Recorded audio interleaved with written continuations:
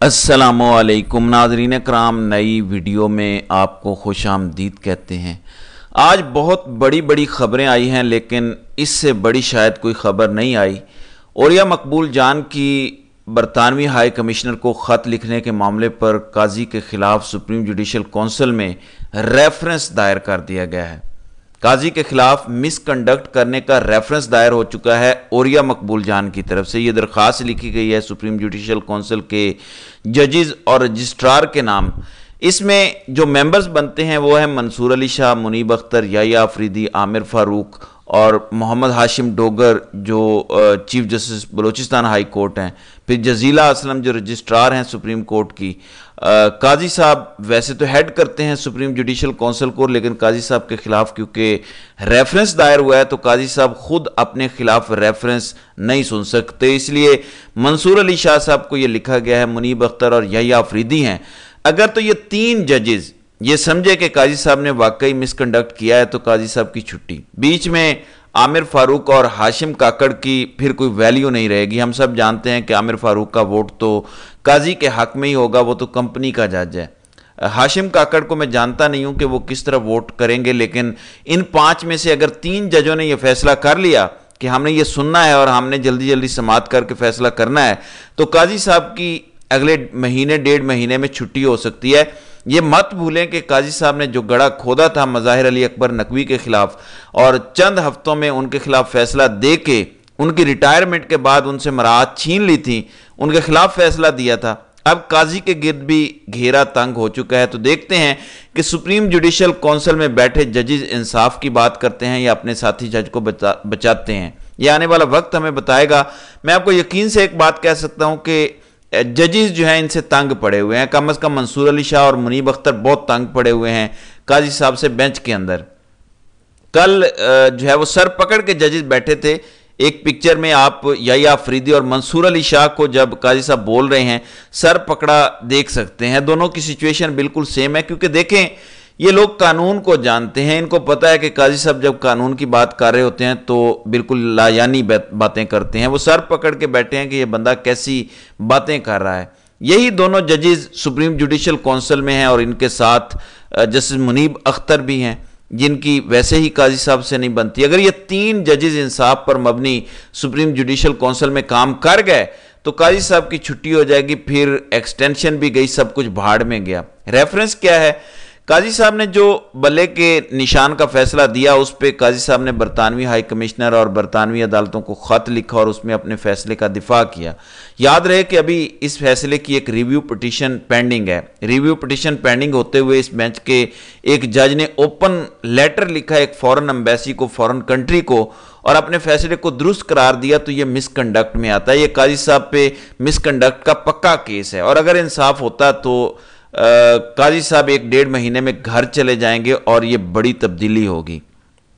दूसरी जानिब फजलुर रहमान ने जनरल आसिम मुनीर पर गद्दारी का इल्जाम लगाया है। इल्जाम बड़ा खतरनाक है, ये जरा आप उनके जुबानी सुने। के खिलाफ जंग, दहशतगर्दी के खिलाफ जंग, क्या दहशतगर्दी के खिलाफ जंग ये बैनुल-अक़वामी एजेंडा नहीं है।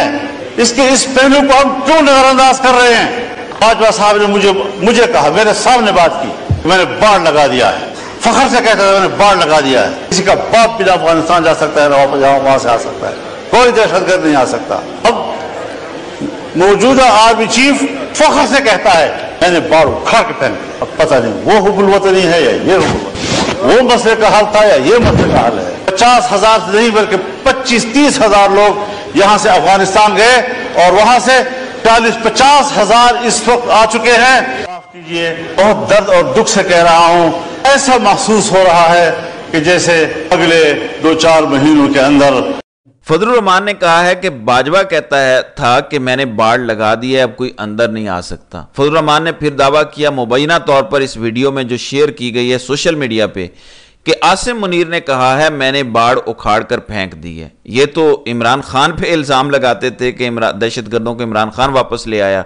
बाजवा की लगाई हुई बाढ़ बकौल फजलुर रहमान इस वीडियो के मुताबिक जिसका मैंने आपको क्लिप सुनवाया है, जनरल आसिम मुनीर ने यह बाढ़ उतरवा दी है जिस पे अरबा अरब पाकिस्तानी कौम का लगा था। फजलुर रहमान का दावा है कि वो बाढ़ उतार दी गई है। अब फजलुर रहमान पूछ रहा है कि बाजवा ने जो बाड़ लगाई थी वो गद्दारी थी, या जिसने बाड़ हटाई है वो गद्दारी है।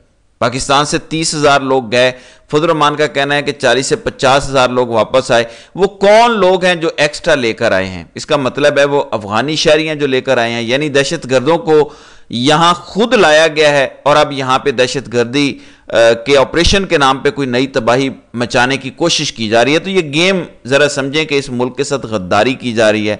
लोग अब खुल के बोल रहे हैं, वो लोग भी जो हमेशा एस्टेब्लिशमेंट के साथ चले हैं वो भी अब देख रहे हैं कि ये तो गद्दारी में तमाम लिमिट्स क्रॉस कर गए हैं। तो बाढ़ हटाना बहुत बड़ी गद्दारी है इस मुल्क से, कम से कम मेरी ये राय है। और मैं फजल रहमान साहब से जिंदगी में पहली बार एग्री कर रहा हूं, मैंने उनसे कभी एग्री नहीं किया। अब नाज़रीन इकराम आते हैं बड़ी खबर की तरफ। ठाकुर तो गियो, यह है ट्रंप और जो बाइडन के 4 साल बाद पहली डिबेट का नतीजा। जो बाइडन को 33% लोगों ने विनर करार दिया, जबकि ट्रंप को 67% लोगों ने विनर करार दिया है। सूरत हाल ग्राउंड पे है क्या? अमेरिकन पब्लिक इस डिबेट के बाद यह कह रही है कि अगर बाइडन इसके बाद भी इलेक्शन में जाएगा तो तबाही है। खुद डेमोक्रेट्स ये कह रहे हैं। ये फर्स्ट प्रेसिडेंशियल डिबेट थी। फिर न्यूयॉर्क पोस्ट कहता है कि हमें यह नहीं सोचना चाहिए कि जो बाइडन अगले 4 साल प्रेसिडेंट बनने के काबिल है या नहीं, बल्कि हमें यह सोचना चाहिए कि वो अभी इस वक्त भी सदर रहने के काबिल है या नहीं। तो ट्रंप के आने से अमेरिका के साथ क्या होगा, मुझे इस पे कोई कंसर्न नहीं है। मेरा यह मानना है कि ट्रंप जंगों के खिलाफ है और पिछले टन्योर में उसने अफगान जंग को खत्म किया, और ट्रंप आएगा तो यूक्रेन की जंग भी खत्म कर देगा, इसराइली जंग भी खत्म कर देगा। क्योंकि कल उसने अपनी डिबेट का आगाज ही यहां से किया कि मैं यूक्रेन की जंग इलेक्शन जीतने के बाद अपनी सीट पर बैठने से पहले खत्म करा दूंगा। अगर जंगें खत्म हो जाएंगी और ट्रंप आ जाएगा तो पाकिस्तान की इस्टेब्लिशमेंट तो यतीम हो जाएगी। इसलिए इमरान खान ने कहा था कि सितंबर अक्टूबर तक ये मुझे रिहा नहीं करेंगे। उन्हें भी नजर आ रहा है कि अमेरिकी इलेक्शंस आ रहे हैं, वो जानते हैं कि जब ये एडमिनिस्ट्रेशन चेंज होगी तो कुछ नहीं कर सकेंगे और हमारी इस्टेब्लिशमेंट ने यतीम हो जाना है। दूसरी जानिब नाज़रीन इकराम, शानदाना गुलजार ने एक ट्वीट किया है कि मैं किसी फॉरवर्ड ब्लॉक का हिस्सा नहीं हूं, ब्लॉक सिर्फ इमरान खान है। दूसरी डेवलपमेंट यूं हुई है कि उमर अयूब ने जो इस्तीफा दिया था उस पर मैं आज सुबह की वीडियो में तफसीलन बात भी कर चुका हूं। पार्लिमानी पार्टी ने अब मुतफिका तौर पर यह इस्तीफा मुस्तरद कर दिया है और उमर अयूब से इस्तीफा वापस लेने का कहा है और पार्लिमानी पार्टी का फैसला इमरान खान को भिजवा दिया गया है। अब इमरान खान के सामने रखा जाएगा कि उमर अयूब का इस्तीफा सारी पार्लिमानी पार्टी ने मुश्तरका तौर पर मुस्तरद कर दिया है।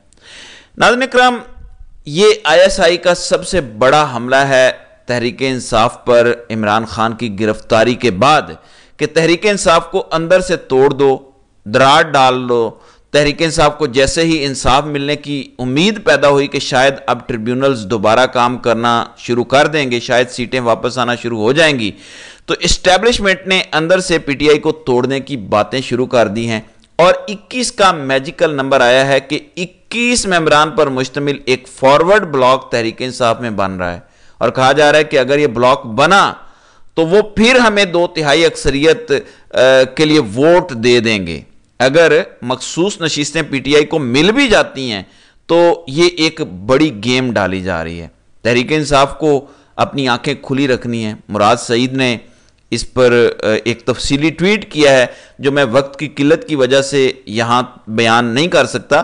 तो ये बेस्ट ऑफ टाइम्स और वर्स्ट ऑफ टाइम्स है। अगर आपने दुश्मन की चालों को नाकाम बना दिया, अगर PTI अंदर से नहीं टूटती तो इमरान खान ने अगले 2-4 महीनों में बाहर आ जाना है। कोई एहतजाज नहीं होता तब भी बाहर आ जाना है 4-5 महीनों में, क्योंकि हालात उसी तरफ जा रहे हैं।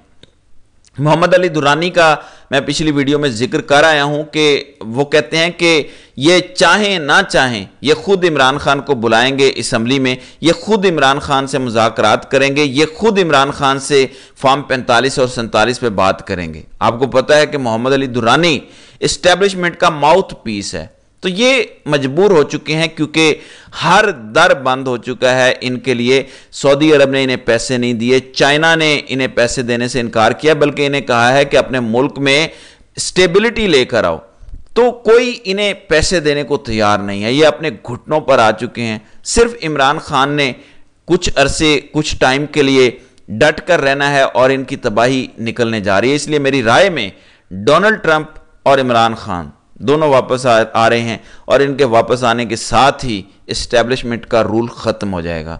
تو ناظرین کرام، آپ کی اس ویڈیو کے حوالے سے کیا رائے ہے؟ آپ اپنی رائے کا اظہار کامنٹ سیکشن میں ضرور کیجیے گا۔